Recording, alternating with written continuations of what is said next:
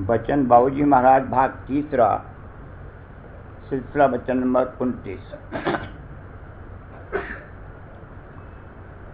जिसको यहाँ प्रेम कहते हैं वह असल में मोह है।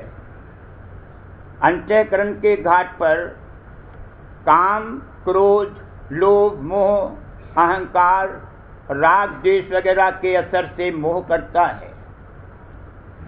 जिस समय जो अंग प्रधान होता है उस वक्त कार्रवाई में उसकी झलक साफ साफ दिखाई देती है। इंसान कामवश होकर प्रीत और मोहब्बत करता है, लोभवश और मोहवश प्रीत करता है, और यहाँ सबको प्रेम कहते हैं। प्रेम इस घाट पर है ही नहीं। प्रेम की हम लोगों को खबर ही नहीं है। कंजूस को रुपए से बहुत प्रीत और मोहब्बत है। कुत्ता और घोड़ा अपने मालिक के लिए जान दे देता है। सवार गिर गया है, घोड़ा वहीं खड़ा है, एक कदम आगे नहीं बढ़ता, अपनी जान दे देता है। इससे बढ़कर मोहब्बत व प्रीत और क्या हो सकती है।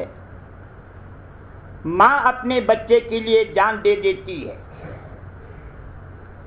सबकी कीमत इस बात पर है कि भक्ति और प्रेम करने वाला कितनी चैतन्यता की पूंजी से कार्रवाई कर रहा है।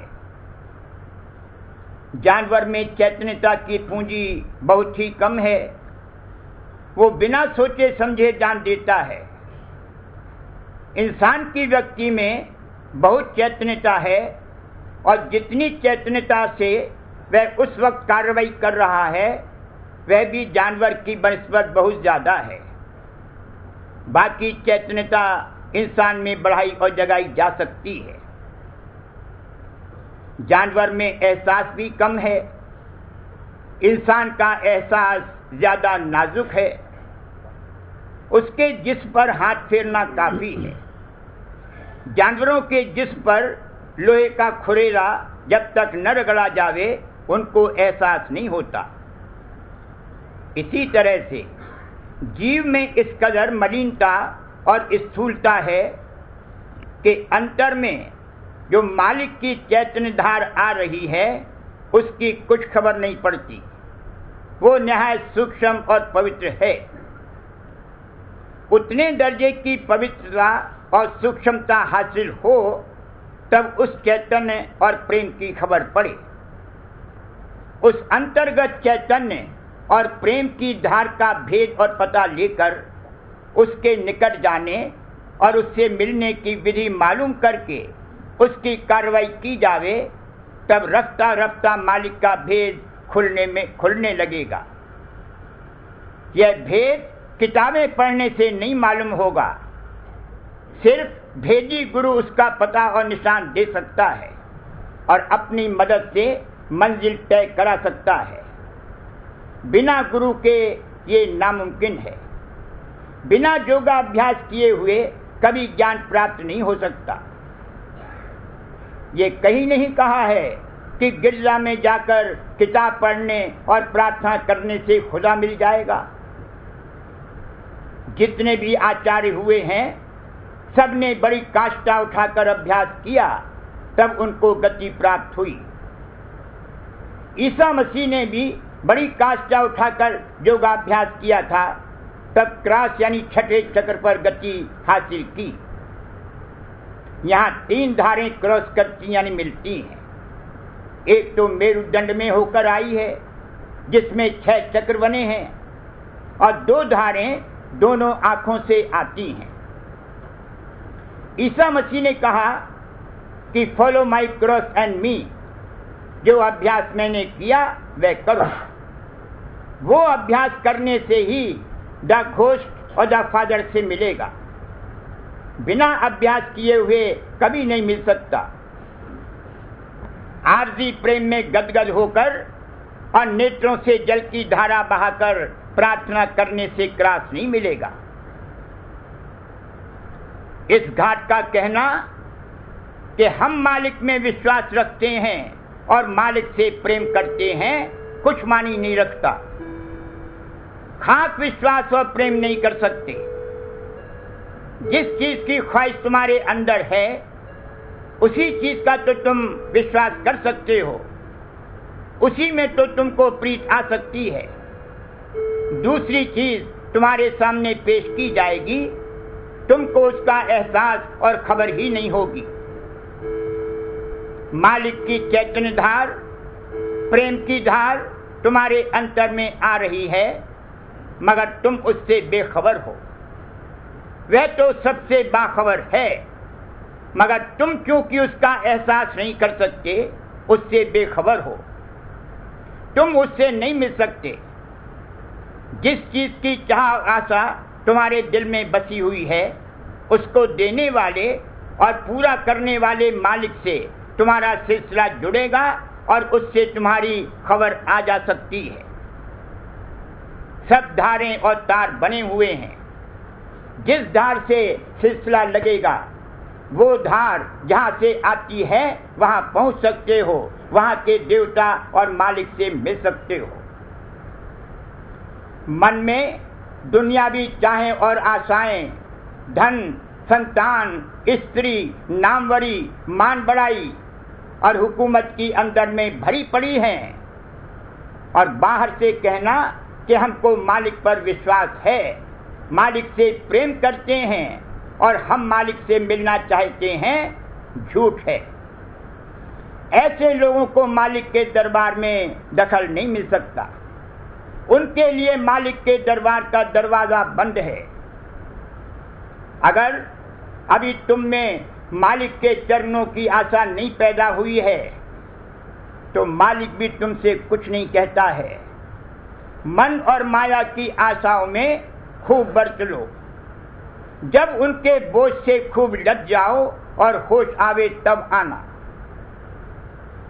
कुल आशाओं में बरत कर जब तुम काल और माया से निराश हो जाओ और तुमको तजुर्बा हो कि काल और माया के देश में रहकर और कुल चाहों और आशाओं की कार्रवाई करके भी सच्चा सुख नहीं मिला, हमारा असली मतलब नहीं निकला, तब तुम मालिक के दरबार में आना।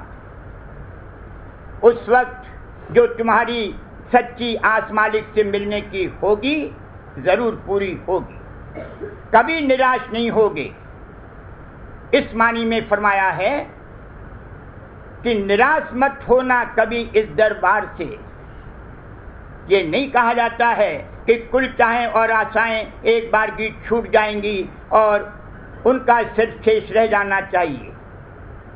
मालिक से मिलने की चाह किनका मात्र ही हो, मगर सच्ची होनी चाहिए। अगर सच्ची चाह और सच्चा प्रेम होगा तो मालिक जरूर बंदोबस्त करेगा।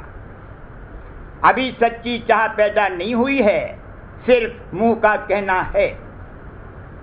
मालिक से मिलने की चाह और आस के अतिरिक्त जो चाहें आशाएं हैं, जब उनको तोड़ा जाएगा छाती फटेगी, खुदी और आपे पर चोट पहुंचेगी, तब छाती पर आरियां चलेंगी। मालिक से मिलने की राह पर कदम रखना कायर का काम नहीं है। मालिक से मिलने को चलने के लिए खड़ा किया गया तो धोती संभालने लगे और सोचने लगे कि इसका क्या होगा और उसका क्या होगा। सच्चे गुरु के दरबार में चले तो ख्याल करने लगे कि फला कुटुंबी नाराज हो जाएगा और इसमें तो हमारी बदनामी होगी। ये कायरता है। ऐसे लोग मालिक की सेना में भर्ती नहीं हो सकते, बानर सेना में दाखिल हो सकते हैं। पर मात कमाना सूरवीर का काम है, जो सोचता है कि हमको अपने मालिक, वो सोचता है कि हमको अपने जीव का कल्याण करना है। यह काम हमारे और हमारे मालिक के बीच में आन पड़ा है। किसी दूसरे को हमसे और हमें दूसरे से क्या मतलब। ऐसा सूरवीर इस दुनिया की नेकनामी और बदनामी को बालाए ताक रखकर इस राह पर कदम रख सकता है, मगर इस राह पर अकेला नहीं चल सकता। रास्ते में दुश्मन बहुत हैं, भरमाने और भटकाने वाले बहुत हैं। इसके अंदर की गुप्त चाहें गुले बियावानी की तरह सामने आवेंगी, उनसे जूझना पड़ेगा। ये दंडक वन है। जिसको इसने बस्ती समझ रखा है वो वीरान जंगल है। गुले बियावानी व शैतान के जाल फैल रहे हैं। रास्ते में माया के नजारे सामने आवेंगे, जिनको देखकर वहीं अटक जाएगा, आगे कौन चलावेगा। अनेक प्रकार के काल शैतान के शब्द सुनाई देंगे, जहन्नुम में ले जाने वाले शब्द सुनाई देंगे। इनकी कौन परख पहचान करावेगा, कौन सत्य शब्द को पकड़ावेगा। हार हार कर बैठ जावेगा, कौन उठावेगा। अर्जुन लड़ाई में बार बार बैठ जाता था और कहता था कि हम नहीं लड़ेंगे। तब कृष्ण महाराज उसको खड़ा करते थे और लड़ाई कराते थे। मन इंद्रियों से जूझने का बल और मदद कौन देगा? ये सब काम गुरु करेगा। इसलिए गुरु की जरूरत है। यही गुरु की महिमा है। बिना गुरु के एक कदम नहीं चल सकता। काल और माया से जूझेगा ये, मगर बल और मदद गुरु देंगे। अब तो जूझे ही बने, मुड़ चाले घर दूर। सिर साहब को सौंपते, सोच न कीजिए सूर।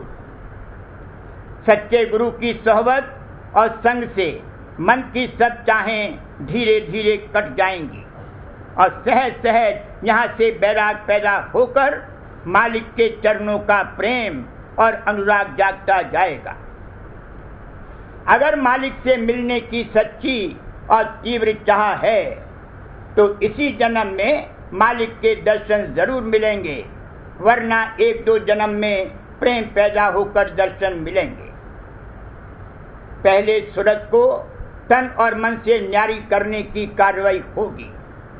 जब सूरत न्यारी होगी तब उसमें प्रेम पैदा होगा और तब खबर पड़ेगी कि प्रेम क्या होता है और सूरत क्या है। अभी तो ना प्रेम की खबर है और ना सूरत की। मन प्रधान बनकर कार्रवाई कर रहा है। घाट घाट का मन जुदा है। मन के कई रूप हैं। पिंडी मन है, निज मन है, ब्रह्मांडी मन है। कई मजहबों में तो मन के नीचे के ही रूप को खुदा माना है। संसार की सब विद्या पढ़ी, मगर जिसके घट में प्रेम नहीं पैदा हुआ वो मूढ़ और मूर्ख है। जिसने इस संसार की कुछ भी विद्या नहीं पढ़ी मगर प्रेम के 2.5 अक्षर पढ़े, यानी जिस घट में प्रेम पैदा हुआ वो पंडित है। पढ़ पढ़ के सब जग मुआ, पंडित हुआ न कोई। 2.5 अक्षर प्रेम के पढ़े सो पंडित होए। प्रेम में 2.5 अक्षर हैं।